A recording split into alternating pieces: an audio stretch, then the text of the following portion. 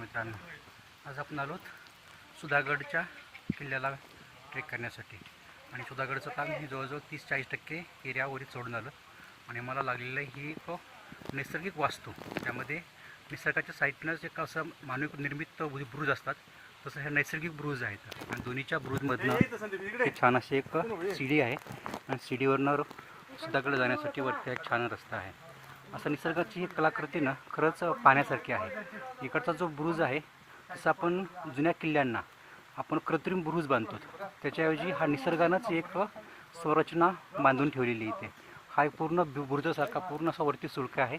आणि या साईडला मस्त एक अखंड डोंगराची दगडांची भिंत आहे, जी नैसर्गिक पद्धतीने नैसर्गिकनं बांधून ठेवलेली आहे. आणि त्याच्यावरती हा सुधागड विराजमान आहे. त्याच्यासाठी तर हा सीडी आता आपण वरती चढतोय.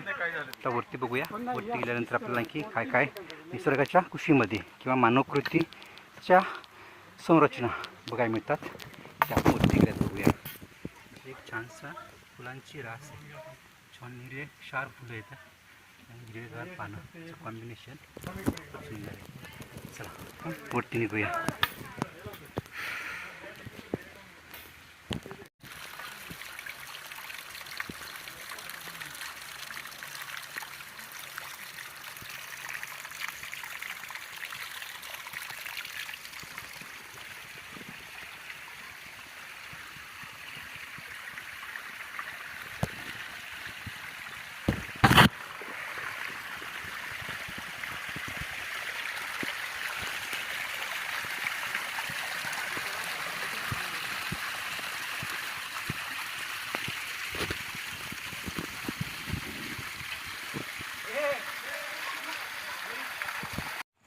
आता आपण सुधागडच्या पहिला ब्रूज आणि सीडी आहेत त्यात चढतोय. याच्यामध्ये एक निसर्गाची खूप अद्भुत आणि अशी कलाकृती आहे. त्या कलाकृतीचं जातं ह्या स्क्रीनमध्ये दृश्य दिसते अतिशय सामान्य आहे. तर ह्याचं वैशिष्ट्य बघितलं जर आपण म्हणतो एखादा वृक्ष जसं जमिनीच्या कितीतरी फूट वरती असतो, तो आपल्या सर्वांना दिसतो, पण त्याच्या अदृश्य मुळ्या जे आयुष्यभर कधीच आपलं स्वतःचं अस्तित्व दाखवत नाहीत, तर त्या मुळ्या जमिनीच्या किती खोल जाऊ शकतात आणि ते उभ्या झाडाला कसा भक्कम आधार देतात, त्याचं ही एक मस्त जिवंत आणि नैसर्गिक उदाहरण आहे. बघा आता वरती ही पिंपळाचं झाड वाटतं आणि त्याच्या मुळ्या अतिशय त्या बुरुजाच्या कडेवरती झाडांना आपलं अस्तित्व मांडलेलं आहे. आणि तिथून त्याला जोपर्यंत भक्कम आधार घेण्यासाठी त्यानं मुळ्या खाली सोडल्या जातात. जसा एखादा दोर सोडावा तशा मुळ्या खाली सोडल्या जातात. आणि ह्या मुळ्यांच्या आधारे एवढं विशाल वृक्ष आपलं अस्तित्व टिकवून ठेवतं आहे. म्हणून अशा वृक्षांकडून आपल्याला हे शिकायला मिळतं की परिस्थिती कितीही दुर्गम असली तर आपलं अस्तित्व भक्कम ठेवायचं असेल तर तेवढेच आपले पाळमुळं पण तेवढेच भक्कम असले पाहिजेत. आता हे झाडाचं तर बघा अतिशय म्हणजे ही एक निसर्गाची अद्भुत कलाकृती असं म्हणता येईल. तर त्या फक्त भिंतीवरती त्या झाडानं आपला आधार घेतलेला आणि आपलं अस्तित्व तिथं स्थापन केलेलं आहे. आणि मुळ्या पूर्णपणे हवेमधनं खाली सोडल्या जातात. आणि आपल्या उदरनिर्वाहाचं किंवा आपल्या भक्षण पालनपोषण करण्यासाठीचं जे अन्नाचा साठा आहे की ते ह्या मुळ्यामार्फत ते झाड आपल्यासाठी उपलब्ध करून घेतं आहे. म्हणून निसर्ग एक सानिध्यामध्ये गेल्यानंतर जसं आपण ट्रेकिंग करतो, एखाद्या नवीन निसर्गासोबत जातो, त्यावेळेस फक्त शरीराची धावपळ न करता आपल्या आजूबाजूला काय कलाकृती निसर्गाने मांडून ठेवलेली आणि त्याच्यामधनं आपल्याला एक नवीन शिकवण निसर्ग पदोपदी देत असतो. तर ती जर आपल्याला टिपता आलं तर आपल्या ट्रेकचा आणि अथंग मेहनतीचा काहीतरी सार्थकी लागलं असं आपण म्हणू शकतो. तर ही एक त्याचं जिवंत आणि समोर दिसणारं प्रत्यक्ष उदाहरण आहे. Okay, thank you. आता आपण पेपच्या पहिली खिंड जी आहे नैसर्गिक ब्रूज आणि ते दोन्हीमधली सीडीवरनं चढल्यानंतर वरून दिसणारा जो हा नजारा आहे, अतिशय अथांग सागर तसाच डोळ्यासमोर लोटलेला असतो किंवा तशी ही जमीन आणि त्याच्यामधलं खोऱ्याचं पातं पसरल्यासारखं दिसतं आहे. अधूनमधून त्यामध्ये भाताची खेचरं, अतिशय रांगोळ्याचे ठिपके काढावे असे ते भाताचे खेचरं दिसत आहेत. आणि त्यातून डोंगराच्या शिखरमाथ्यावरून ओघळत नदीच्या ओढीनं धावत सुटलेले हे छोटे छोटे झरणे नदीच्या दिशेनं निघायला लागलेले आहेत. आणि वरून हा विशाल असा हा डोंगर माथा जो पेपचा किल्ला त्याच्यावरती बसलेला आहे आणि आपण जे मग अशी खाली झाड बघितलं पुढचा बुंदे आहे त्या बुंद्याच्या पायथ्याला मुळ्या खाली गेलेल्या आहेत. तर त्या मुळ्यांचं आपण खाली जमिनीच्या खाली किती खोल डेप्थमध्ये गेलेल्या असतात आणि वर दिसणाऱ्या झाडाला निस्वार्थपणे किंवा आपलं अस्तित्व कधीही उघडं न करता ते आपलं काम पूर्ण करत असतात. ते झाड म्हणजे समोरचं हे वृक्ष. हा पिंपळ आहे का वड आहे माहीत नाही, पण पिंपळासारखाच हा वृक्ष आहे, पण पिंपळ नाही येतो. तर त्याच्यामुळं आपण जे खाली बघितले होते जमिनीकडे गेलेले धावत गेलेले ते तो झाड आणि ते भिंतीवरती आधार ते चिटकून ठेवल्यासारखं झाड होतं. ते त्याच्या बाजूला अतिशय खाली आहे, ते आपल्या इथून दिसत नाही गेले.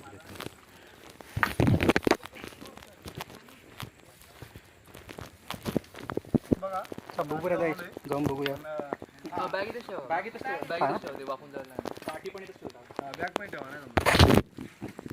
तुम्ही जाऊ शकता खाली. हां पण येताना तुम्हाला एक्स्ट्रा आता त्याच्यापूर्वी इथून खाली जाऊया.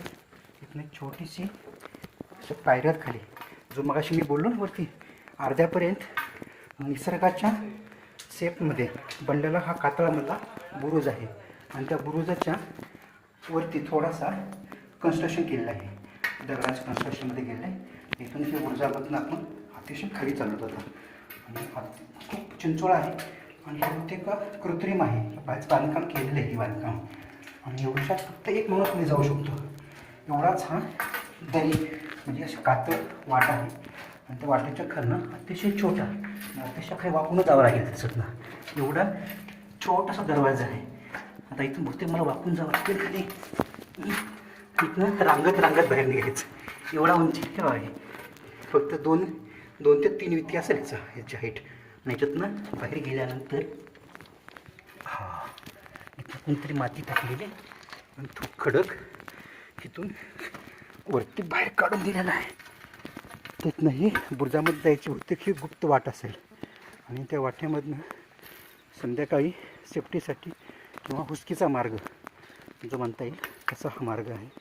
पण छोटीशी वाट आहे. त्या वाटेवरनं मी थोडंसं पलीकडे जातो आहे आणि बहुतेक ही पण जास्त खोल नाही 2 ते 3 फुटाचे खाली खड्डा असेल हा. त्या खड्ड्यातनं इकडे आल्यानंतर इथं हे छोटंसं दगडाला होल करून काहीतरी केलेलं आहे आणि इथनं हे खाली मारा करण्यासाठीच्या छोट्या छोट्या वाटा ठेवलेल्या आहेत. त्यातून बंदुकीच्या किंवा धनुष्यबाणानं वार करून खाली पाठवता येईल. आणि इथून आपण बघितलं तर सीडी चढून जे आपले ट्रेन टिकिंग क्लबचे सदस्य वरती तर कमरेश सर नमस्कार. जय भवानी. जय जय जय जय जय भवानी. असा हा FTCचा जयघोष. शिवाजी महाराजांची घोषणा केली की रंगातल्या रक्ताचा कणकण रस सळसळतो आणि जे थकून भागून बांधणारे जे ट्रेकर आहेत त्यांच्या पाकात एक दैवी शक्ती संचारते आणि अवघड आणि कठीण वाटा पण सहज पार करण्याची शक्ती ज्या टॉनिकमध्ये आहे, ज्या एनर्जीमध्ये आहे, ज्या दिव्य शक्तीमध्ये आहे त्या दिव्य शक्तीचं नाव आहे शिवाजी महाराज. त्याच्या नसानसात आणि रक्ताच्या थेंबात थेंबात अनंत अशी ऊर्जा निर्माण करतात. त्यांच्या फक्त नामस्मरणानं आणि त्यांच्या स्मरणानं असा अद्भुत देह या पृथ्वीवर परत कधी अवतारेल त्याची संबंध मराठ्यांना किंवा महाराष्ट्रवासियांना नाही तर फक्त संबंध जगाला त्याची प्रतीक्षा असेल आणि तो एक अद्भुत क्षण असेल आपल्या सर्वांसाठी. जय भवानी. जय शिवाजी. आता आपण परत त्याच वाटेनं वरती जायचं आहे. जर इथून अननोन माणसाला ज्याला परिचय नाही आहे गडाचा तो माणूस इथे येऊन जरी भटकून गेला तरी त्याला इथनं गडावर जाण्यासाठी वाट आहे याची प्रोसेसची सुद्धा कल्पना येणार नाही. एवढा हा गुप्त आणि खूपच छोटासा दरवाजा आहे. या दरवाजाचं तुम्हाला कळल्यानंतर तिथं गेल्यानंतर कळेल. कारण माझ्या कमरेची माझी काठी जी आहे काठीचा तो दोर बांधलेला आहे तो फक्त 2 ते 2.5 फुटावरती असेल आणि 2.5 फुटावरनं मध्ये जाण्यासाठी हा वाट आहे. आता मी परत मध्ये जातो इथं. अरे मधून पुन्हा कोणतरी येते वाटतं. वरून जर कोणी आलं ना तर एक माणूस क्रॉस होऊ शकत नाही एवढे चिंचोळा भाग आहे. हा आमचे 50cc मेंबर आले आहेत त्याच्यामधनं. कसं वाटलं आतमधून येतं ना? हा मस्त वाट भीती वाटली का? अंधार आहे पूर्ण. आणखी कोण येते? पिप पिप म्हणा. पॉम पॉम पॉम पॉम. अरे वा, बंद गाडी येते वाटतं एक. हा ट्रेलर आहे का? चला चला. अरे वा वा वा. नाही नाही या बिंदास या. हे आमच्यामधनं ह्याच्यामधनं ते बिळातनं घुस बाहेर आली बघा, घुस. तेव्हा काही आता घुस कशी बाहेर येत नाही इथे बघा. इथं मग उलटे आले असं पोटावर नाही यायला पाहिजे रांगत रांगत. हा हा हा हा हा. कसं वाटलं बघ येताना? खूप छान. अरे वा. आता आपण ह्याच परत छोट्याशा विंडोमधनं आपण जसं उतरलो तसं वरती जाणार आहोत. तर आपण बघितलं होतं की त्या झाडाची जी मुळी आहे बघा, आपण तो जो वृक्ष बघितला होता त्या वृक्षाच्या ज्या असं मुळ्या सुटतात, तर मुळे सुटल्या ना, हा झाडाचा मुळी वरती आहे आणि पूर्णपणे ते भिंतीच्या छोट्याशा कपारीमध्ये त्यांना आपलं एक बस्तान मांडलेलं आहे. आणि तिथून आपल्या जे पालनपोषण करण्यासाठी ज्या मुळ्या आहेत मुळ्या खाली सुटल्या आहेत. मग पण ते तिकडे खूप मोठ्या लेवलच्या होत्या, पण त्याची जेव्हा केव्हा ही त्याची सुरुवात झाली असेल त्याची एक छोटीशी बघा रक्तवाहिनीसारखी ही रक्तवाहिनी इथपर्यंत येऊन पोचली आणि एक इकडं चालली आहे. तर ह्याची ही फक्त शेवटचं टोक आहे. आणि ह्याचा जर अंत बघितला असेल तर हे झाड वरती पोसून वरती जी झाड दिसते त्या झाडापर्यंत पोहोचलेली. त्याची सुरुवात अतिशय एखादा आपला जो असतो ना दवना किंवा गांडुळासारखी ह्याची चाल मंदपणे सावकाश आपल्या चालीनं चाललेली असते पुढे. आणि त्याचा एक आधार खूप मोठा त्या झाडापर्यंत पाण्याचा स्रोत पोहोचवण्याचं त्याचं काम असतं. आणि हे काम अतिशय जोखमीचं आहे. जर टिकून आपले मुळं जर टिकले तर भलामोका वृक्ष पण टिकून राहू शकतो. जर मुळं उखडले तर वृक्ष मोठा महाकाय वृक्ष पण उमलून पडायला वेळ लागत नाही. त्याची एक आपल्याला बघायला मिळालेली निसर्गाची कलाकृती असते. इथून आपण हळूहळू वरती जाऊया.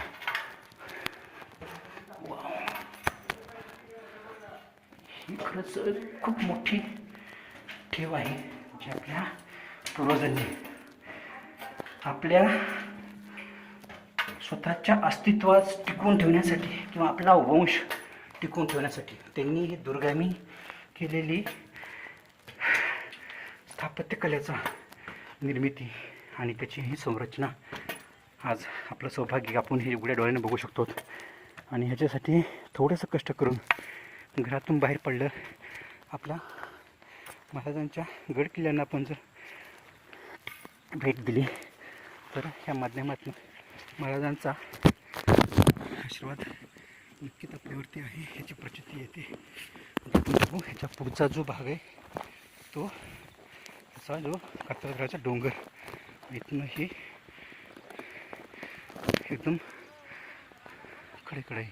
आपण मग असं इथून खाली गेलो त्या खाली मास थांबले इथून आपण बुरुज चढून वरती आलो. आणि ही भिंत आहे पूर्णपणे दगडाची बांधलेली, म्हणून हा असं एक महत्त्वपूर्ण ठिकाण आहे. त्याचं चिलखती बुरुज म्हणतात. मग अशा आपल्या बोलण्यामध्ये मी म्हणलं होतं चिलखत यासाठी वापरलं जातं की जो एखादा हत्याराचा तलवारीचा वार जर चुकवायचा असेल तर तो फक्त चिलखत चुकवू शकतं. म्हणून आपण जो बघितला खाली जो भक्कम दगडांचा जो बुरुज उभारला आहे तर त्या बुरुजावरती कुठल्याही तोफगोळ्याचा परिणाम होणार नाही. म्हणूनच काय तर त्याला हे नाव चिलखती बुरुज दिलं असेल. हां काही आहेत माझं 2-3 आणखी. तर आपला सुधागडचा हा जो अद्भुत असा चिलखती बुरुज आणि त्याची वास्तू आपणच बघितलेली. आणखी आपल्याला बरेच काय बघायचं. चला पुढे बघूया की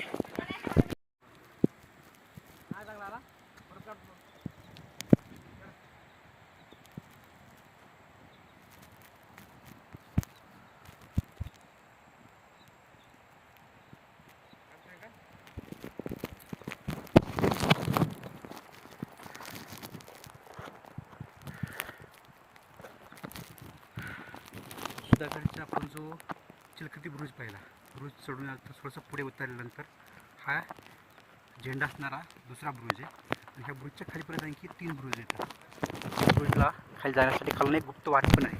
आपण थोडंसं वेळानं खालची वाट जी मग अशी आपण एक छोटीशी बोळी बघितली आपण थोडा तवरून त्यानंतर तिकडे जाणार आहोत. आणि हा त्याच्या खालची सदर आहे आणि सदरच्या खाली परत दुसरा एक ब्रुज आहे आणि त्याच्या खाली एक छोटंसं टेम्पल आहे. असं हत्तीच्या पाठीवरती काहीतरी असं मुलांमध्ये बसल्यासारखं ते झाड बसल्यासारखं वाटतं आणि तो एक छोटीशी एक हत्तीची पाठ असल्यासारखी झाड आहे आणि खाली परत प्रचंड खोल दरी आणि त्या दरीतून वाहणारी रक्तवाहिनी जी आहे डोंगराच्या प्रत्येक कड्यावरनं जे पाण्याचा पाझर समुद्राच्या दिशेने धावत सुटतो त्याची ही नदी आहे. त्याचा एक छोटासा जो मंद आवाज आहे कलकलणारा आणि ती नदी फार दूरपर्यंत गेलेली आहे. खाली शांत राहिल्यानंतर थोडा आवाज आपल्याला ऐकू येतो.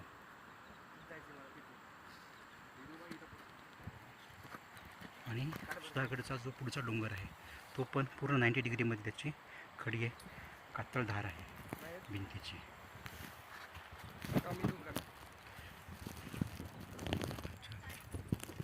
मग अशी आपण वरून जी पाहिलेली कातळ सदर होती त्या सदरकडे जाण्यासाठीची हा इथनं वाट आहे छोटीशी. ही पण पूर्ण दगडामध्ये स्क्वेअरमध्ये जी दगडाशी रचून हे बांधकाम केलेलं आहे आणि त्याची ही कमान, त्या कमानीतून जस्ट थोडंसं आतमध्ये जायचं आहे आणि आतमध्ये गेल्यानंतर वरून दिसणारी जी कमान होती सदर होती सदर आपल्याला इथून पण बघायला मिळणार आहे. तर ही अशी सदर आहे आणि त्याची ही भिंत आहे. त्या भिंतीची रुंदी कमीत कमी 1 मीटर रुंदी असेल आणि ही त्याची कातळधार इकडनं ही दगडाची भिंत अशी भीती वाटते. असा काळा शार्प दगड आहे त्याच्यावरची ही भिंत तयार केलेली आहे. इकडनं फारसं काही नाही पण थोडंसं खंदक केल्यासारखं आहे. या खंदकचं पण काहीतरी महत्त्व असेल. पहिलं त्याच्यामध्ये काहीतरी पाणी किंवा विषारी पाणी साठवून ठेवत असावं किंवा त्याचा दंश झाला किंवा त्याचा स्पर्श झाला तरी शत्रू सैन्याला ह्याच्यामुळं खूप मोठी इजा पोहोचून गडावर त्याचा प्रवेश कुठल्या ना कुठल्या कारणासाठी बाधित केला जात असेल किंवा रोखला जात असेल त्याचा हा एक उत्कृष्ट नमुना. आणि ही खालचा पूर्ण कातळ दगड आहे, 1 पीस दगड आहे. त्याच्यावरती फक्त हे बांधकाम वरती बुरच्यासारखं बांधकाम केलं ठेवण्यासाठी किंवा ह्या दिशेला देखरेख ठेवण्यासाठीच. आणि हे खालनं दिसणारा हा मोठा एकदम कडा आणि समोरची ती पूर्ण खोल पठार जे आहे म्हणतो किंवा खोरं जे आहे त्या खोऱ्यामध्ये बसलेलं दिसतं आहे. तिथपर्यंत एक गाव आहे, त्या गावापर्यंत पोहोचते तिकडनं येण्यासाठी रस्ता असेल. काही लोक मुंबईकडून येणारे त्या गावामध्ये उतरून ही जी पायवाट दिसते वरती छोटी आलेली इकडनं बहुतेक चढण्यासाठी पण रस्ता असू शकतो. त्याचा नक्की आपल्याला माहीत नाही कारण आपण ह्याच्या पलीकडच्या दिशेतनं आपण वरती सुधागडावर चढलेलो आहेत. चला हो.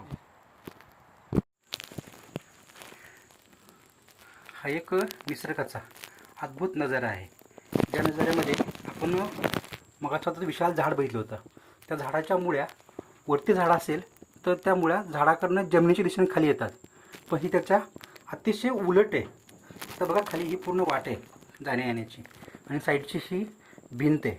त्या भिंतीच्या बुडापासून ह्या झाडाच्या मुळ्या आकाशाच्या दिशेने निघाल्या. तर ही एक झाड आहे का झाडाच्या मुळ्या आहेत त्याच्याबद्दल खरंच काय माहिती नाही, पण ह्याच्या मुळ्या जर बघितल्या आपण असेल तर तसं पूर्ण आकाशा साईडला असं झाड वाढतं तसं ह्या मुळ्या आकाशाच्या दिशेनं आपला मार्गक्रम करताना दिसत आहेत. तर ही एक अद्भुत नजारा आहे जो एक निसर्गाच्या ह्या कलाकृतीचा खरंच मला पण उलगडा होत नाही आहे. जे काही जाणकार असतील ज्यांना याच्याबद्दल माहिती असेल त्यांनी नक्की याच्यावरती आपली कॉमेंट्स किंवा मतं नोंदवावीत. ही झाडाची मुळी आहे का झाडाची हवेत वाढणारी बाजू आहे. तर ह्याचा निश्चितपणे जे अभ्यासू लोक आहेत त्यांनी ह्याचा थोडासा विचार करून आपली मतं निश्चित द्यावीत. धन्यवाद.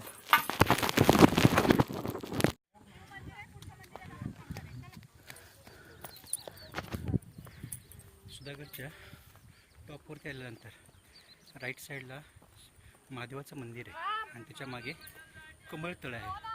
हे कमळतळ्यामध्ये पाणी नैसर्गिकपणे पावसाळ्या दिवसामध्ये ह्या पठारावरती जेवढं पाणी साठतं ते सगळं पाणी ह्या तलावामध्ये जमा होतं. आता ह्याच्यामध्ये थोडासा खोली केली असलं खड्ड्याची आणि ह्या तळ्यामध्ये हे पाणी जमा होते. टॉपवरती बघितलं तर खूप मोठा असं विस्तीर्ण पठार आहे आणि त्या पठारावरती गवतांचे गालीचे अंथरल्यासारखं फांदी येते का काय शकाच्या वनस्पतीचं हे झाड आहे. आम्ही 2-3 ठिकाणी पाहिलं. त्याचे फुलं एवढे अट्रॅक्टिव्ह आहेत जसं काय असं वाटलं प्रत्येक खाली आग लागलेली आहे आणि त्याच्यावरती ज्वाळा आकाशाकडे त्याच्या हे पूर्ण झालेलं असं वाटतात. पण फुल उमलताना हे फुल असं उलटं उमलतं. पहिले त्याचे देठ जे असतं खालच्या साईडला असतं आणि जेव्हा कल्या उमलतात तेव्हा असे खालून हे वरच्या साईडला जसं आगनी खालून वरती येतो तसा वरती आलेला सगळं दिसतात. आणि याच्या काही फुलामध्ये पूर्णपणे लाल रंग आहे आणि काही फुलामध्ये खाली बुडाला पिवळा आणि वरती लाल असं एक आग्नीच्या सदृश्य असं हे फूल आहे. आम्हाला मध्ये एक वाटेमध्ये भेटलं होतं, आम्ही काढून घेतलं होतं आणि पुढे सुदैवानं बऱ्यापैकी मोठं झाड आम्हाला भेटलं आणि तो बरेचसे फुलं आम्हाला तिथे भेटले. आणि ह्याचं फूल ज्यावेळेस पूर्णपणे आता हे सुकून गेलेलं आहे, हे मधली छोटी कळी आहे. ह्याच्या पुढे काय की मोठी कळी दिसते. ही मोठी कळी ह्याच्या पुढे 3 पट्टीमध्ये हे फळ येतं त्याचं. अशा ही अग्निशका ह्या वनस्पतीचं झाड आहे. ह्याचं आयुर्वेदामध्ये खूप अनन्यसाधारण महत्त्व आहे.